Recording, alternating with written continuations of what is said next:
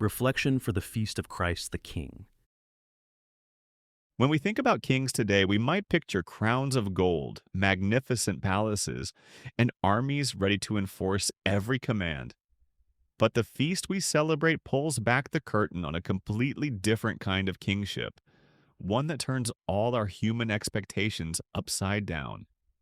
Christ stands before Pilate and declares that his kingdom is not of this world. What kind of king says such a thing? What kind of ruler willingly walks toward a cross instead of a throne? The truth is, Jesus is teaching us something we desperately need to understand. Real authority, true power, doesn't come from forcing people into submission or building empires that crumble with time. Saint Augustine reminded us that Christ's kingdom is built on truth and love, not on the shifting sands of human ambition. He wrote that God became man so that man might become like God, and this is the heart of Christ's reign over us. He doesn't lord it over us from a distance.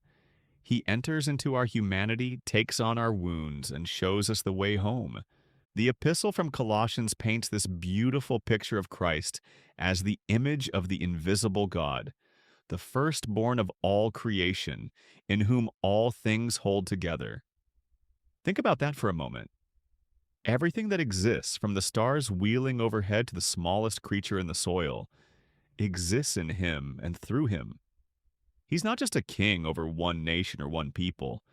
His authority extends over all of creation, visible and invisible. And yet this cosmic king chooses to make peace through the blood of his cross. He reconciles all things to himself, not through violence, but through self-giving love. This is where our faith gets really challenging and really beautiful at the same time. We're called to acknowledge Christ as King, not just with our lips, but with our lives. Saint Joan of Arc, when questioned about her loyalty to the Church and to Christ, said simply that they were all one to her. She understood that you can't separate Christ's authority from how you live each day. Every choice we make either bows before his throne or turns away from it. There's no neutral ground when it comes to the kingship of Christ.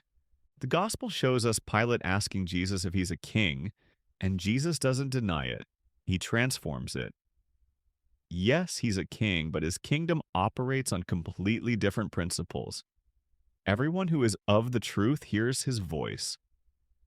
This is how we become citizens of his kingdom, by listening to his voice and following where he leads.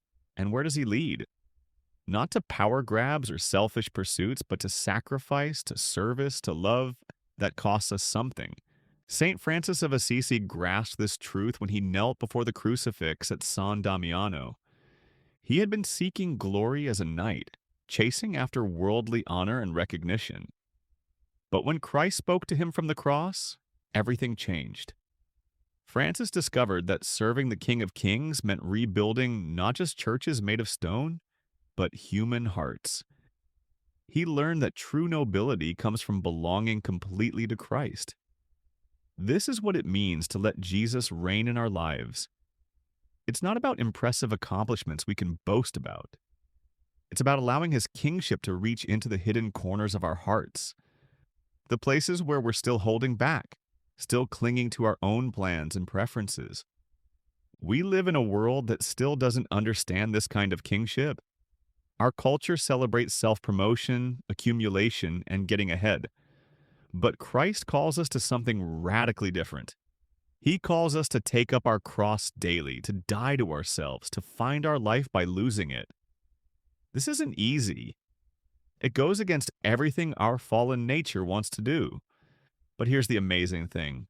When we truly submit to Christ as King, we don't become less ourselves.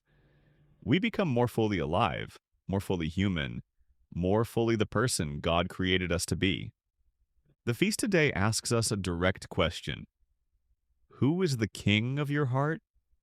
Is it Jesus or is it something else? Maybe it's comfort or popularity or success or even just the desire to be left alone to do what we want. These false kings promise much but deliver only emptiness. Christ promises life, abundant life, life that doesn't end when our body gives out. But he asks for everything in return. He asks us to crown him as king over every part of our lives, over our relationships, our work, our recreation, our thoughts, our desires.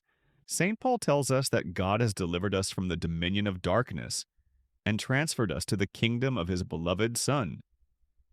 We've been rescued, pulled out of slavery, and given citizenship in an eternal kingdom. This isn't just a nice thought for Sunday. This is the reality we're called to live every single day. When we face temptation, we remember our King and choose his way. When we're hurt or angry, we remember our King and choose forgiveness. When we're tired and want to give up, we remember our King who never gave up on us, even unto death. Christ the King isn't asking for half measures or partial allegiance. He's not interested in being one option among many in our lives. He either reigns completely or he doesn't reign at all. That's the choice before us, not just today, but every day. Let's choose well. Let's crown him king, not just with words, but with lives that reflect his truth, his love, his kingdom that has no end.